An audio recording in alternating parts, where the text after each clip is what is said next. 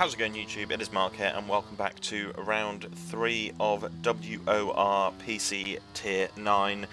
And today we are around Saudi Arabia, so this is going to be probably a intense race with a lot of potentially crashes, safety cars, virtual safety cars, all of the fun stuff above.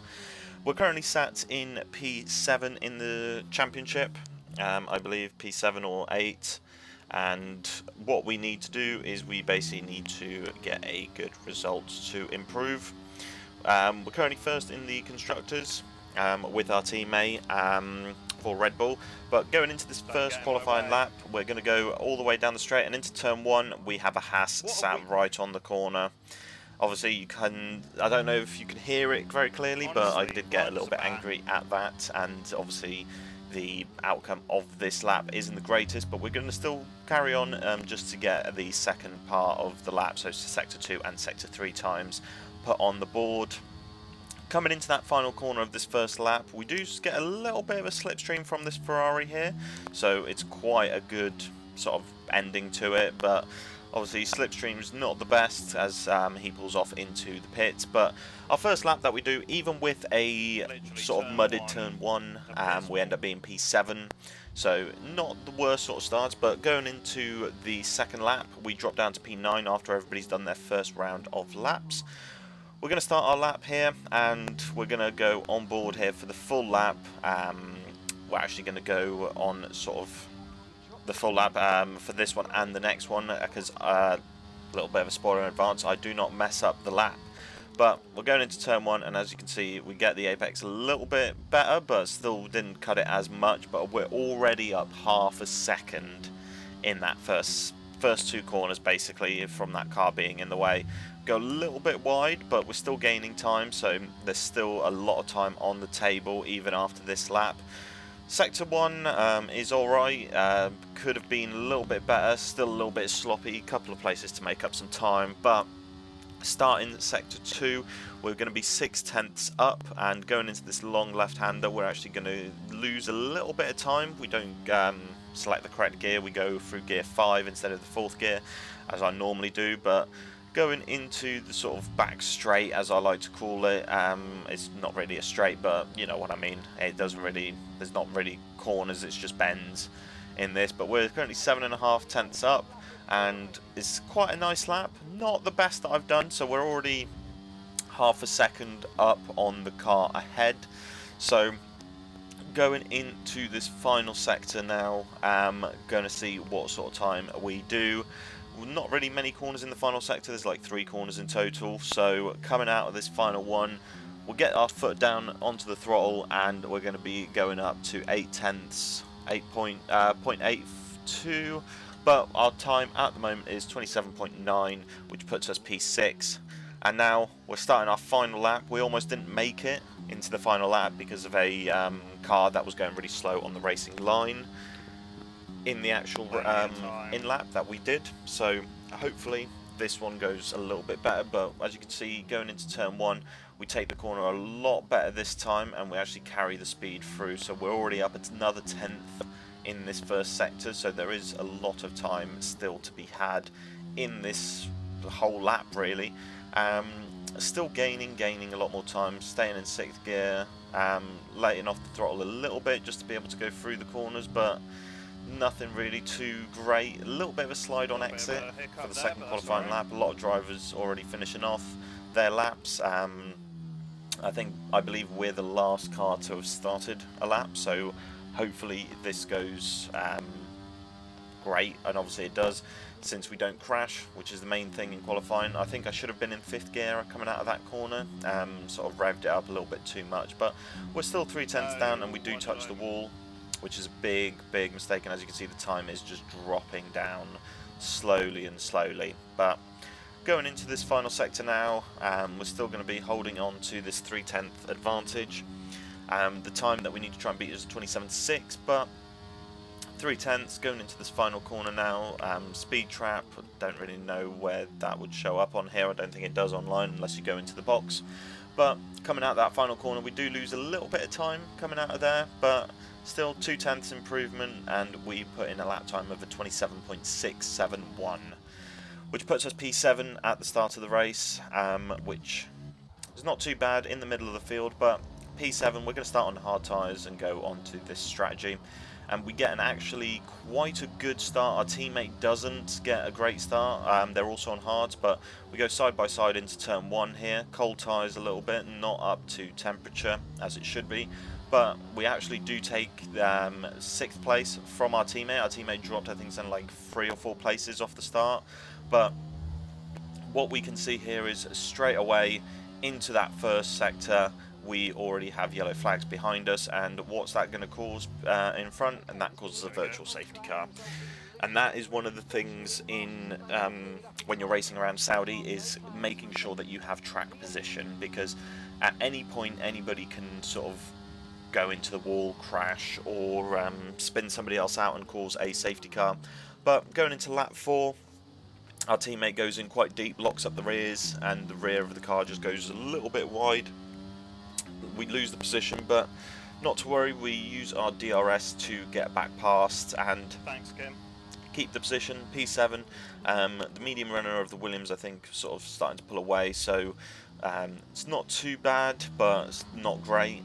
Need to sort of work on the wheel spin sort of element, but here, teammate goes down the inside, I sort of brake a little bit late, and then a little bit of throttle, and of course a slight mistake by us, we damage the front wing, and that's going to put us all the way back out of the points. We go in, change our wing, go on to a set of mediums. I did take through another set of mediums. I managed to do a outlap with 0% tyre wear in qualifying on mediums, just as a sort of tester lap, which means that now we have 2 sets of mediums. We still got another set of mediums. They are used, but they are at 0%, so that is a positive.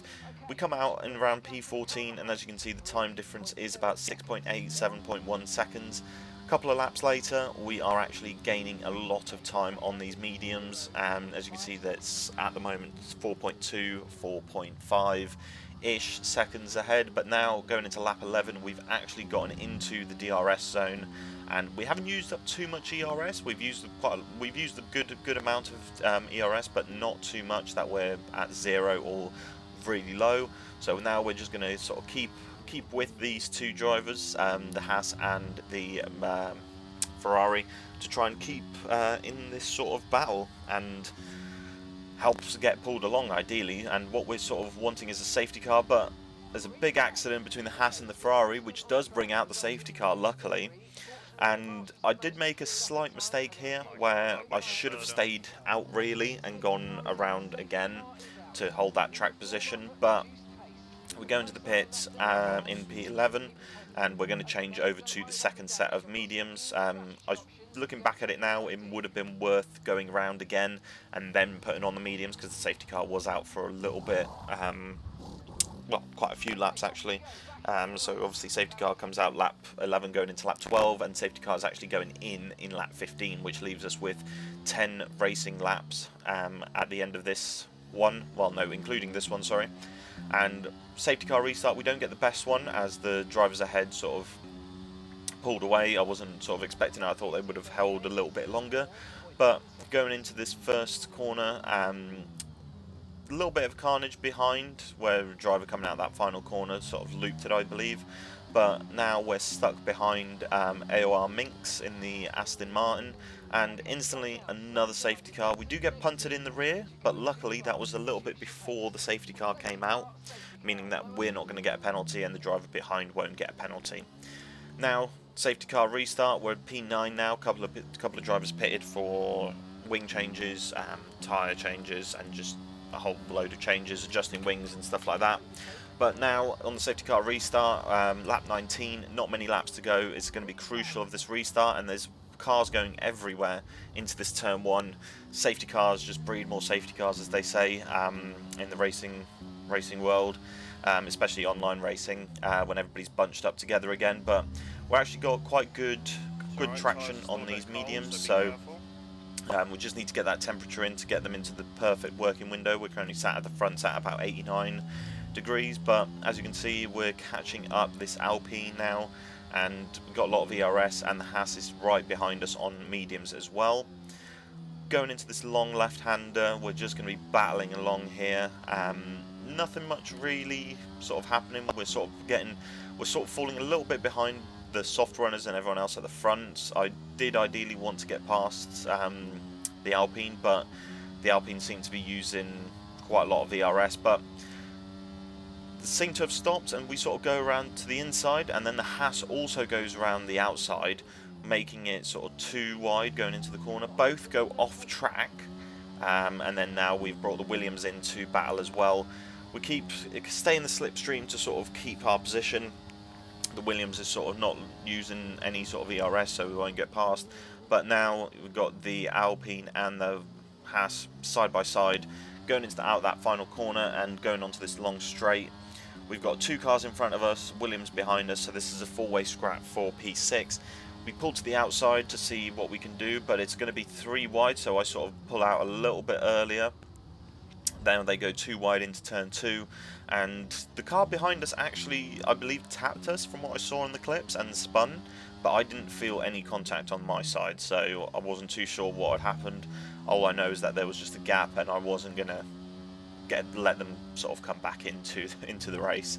But going into this lap 20, obviously we've got quite a lot of ERS still to play with. I didn't want to use it all up, but now we've got a comfortable little window behind us, and I thought, do you know what, it's just going to be time to actually just go for it now. And the tyres are 14% used, but still a lot of life in them.